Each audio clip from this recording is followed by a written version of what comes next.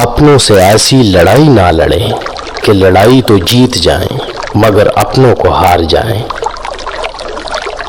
جسے تقدیر پر بھروسہ ہوتا ہے وہ آنے والی مصیبتوں سے نہیں گھبراتا۔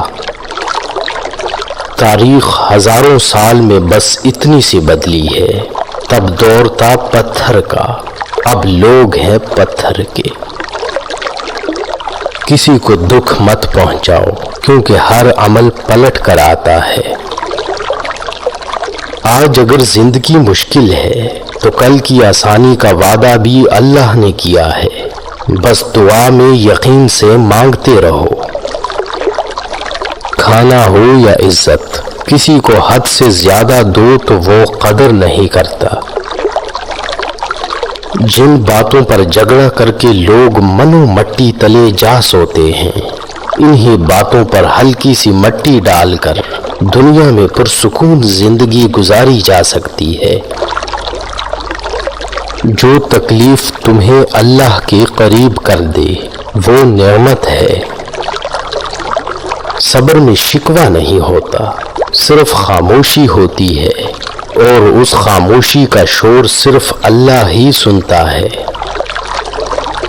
بہترین دن حاصل کرنے کے لیے بدترین دنوں سے لڑنا پڑتا ہے۔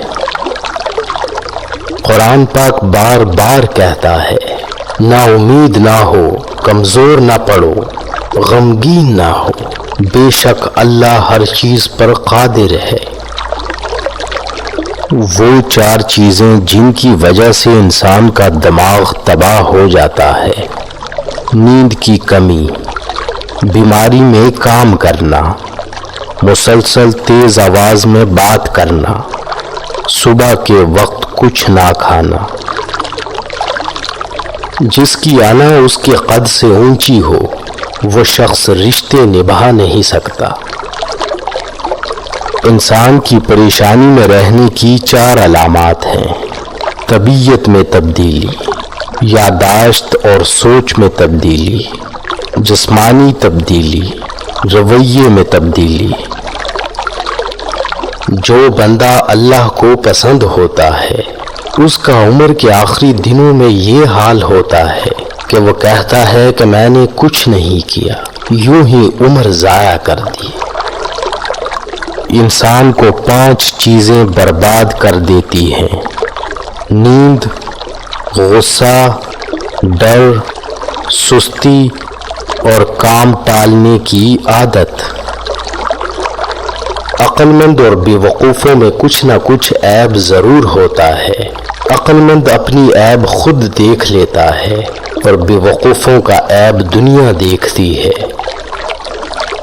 غریبی انسان پر 4 چیزوں کی وجہ سے آتی ہے: سستی، عیش و آرام، لاپرواہی اور سختیاں برداشت کرنے کی کمی۔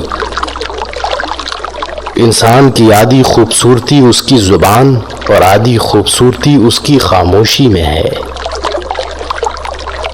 جب کسی کم ظرف پر احسان کرو تو اس کے شر سے بچو۔ کچھ نیکیاں ایسی بھی ہونی چاہیے جن کا اللہ کے سوا کوئی گواہ نہ ہو۔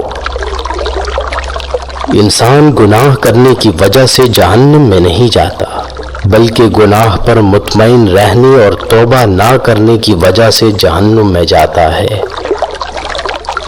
انسان کی تربیت کا فرق ہوتا ہے، ورنہ جو سن سکتا ہے وہ سنا بھی سکتا ہے۔ دنیا مکافات عمل ہے، صبر ضائع نہیں جاتا۔ کس کس کو راضی کرو گے؟ بس ایک رب کو راضی کر لو، سارے مسئلے حل ہو جائیں گے۔